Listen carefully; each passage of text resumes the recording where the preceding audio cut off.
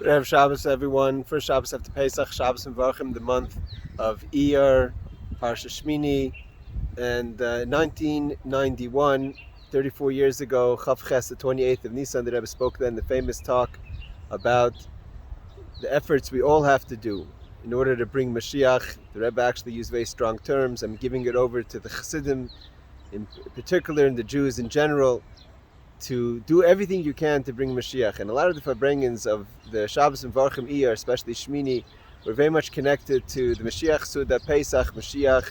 The Rebbe continued the Mashiach Suda into the Shabbos and Varchim Farbrengen. And the Rebbe, one of the first years, the Rebbe said a mimer on the idea that's brought down the Kutei Torah, the Medrash that talks about when Mashiach comes, how there's going to be a battle between the great ox, the Shor Habor, and the Livyatan, and the great sea monster or whale.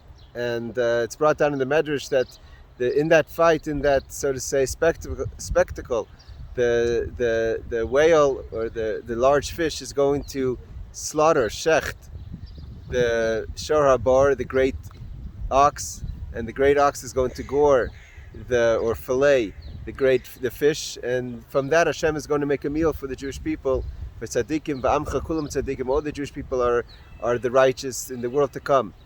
And the idea is brought down. The Alter Rebbe starts this idea in the Kutei Torah this week, that the ox and the fish represent the different types of tzaddikim. The righteous tzaddik, we spoke about this in the past, the one that's hidden like a fish under the water. You don't see it; it moves fast.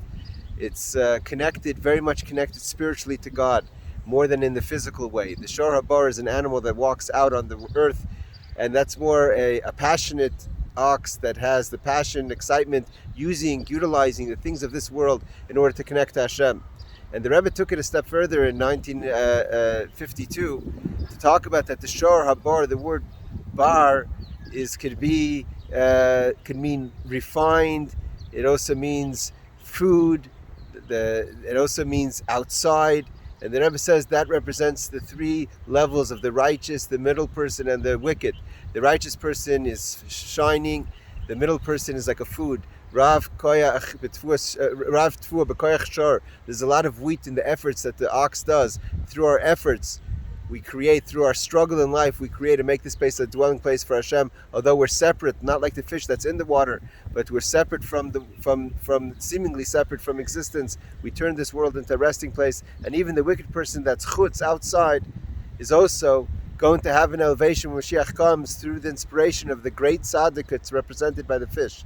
So what we have over here really is in Parshas Shmini, where we talk about these ideas as well. We have the beginning of the parsha talks about the 8th day. The 8th day is, we know, the number 8, like the Kli Yakar says, is the number of Mashiach. And the Kli Yakar on this week's parsha talks about it, that the number 8 is outside Shomer Hekev, the number that protects the cycle. The cycle is 7 days. The outside number of 8 protects that within the cycle we should fulfill the mission of making this place a dwelling place for Hashem. And then the end of the parsha talks about the kosher animals, lahavdil, to separate from tomei to tahar. You know, on Motzei Shabbos we say we separate from light to dark, from the Jewish people and the nations, from kodesh to chol, from holy to mundane. These are all separations within us. But when it comes to tomei tahar, we don't mention it. But in this week's parsha, we even talk about the impure. And the idea is that how do we make ourselves holy? How do we bring ourselves up to the 8th step, to the 8th level, to the Shomer Hekev, to watching, to securing the cycle of the 7-day week, is by knowing what's separate from us, knowing what are the things that we're supposed to be engaging in. And even if you're struggling with these things, and even if sometimes you fall in these things, means that you're even on the lowest level of the ox that's outside. Nevertheless, the Livyatan, through the inspiration of the Livyatan, through the inspiration of what Mashiach is going to bring, like it says, fish are one with water, halachically. If you go into a mikveh and you have a sea animals on you, it's not considered chatzitza, separation. The fish are so one with water that it doesn't even separate the water from the person. Where if you have something from this world and you bring it into the water, it's a separation, you're not considered pure. So the tzaddik that's connected, like the fish, like the Rebbe says, Reb Shimon Bar Yochai, the Arizal, the Baal Shem Tov, the Rebbe says, means all the Rebbeim. When you connect to the Nasi, so that he gives you the shchita. The shchita means limshach, he elevates the ox within us. Even if we're standing outside, even if the lowest level of the ox, that we should go and become the Rav Tfua B'Koyach Shor, we should be able to be pile and effective to the level of a Beinin and even higher.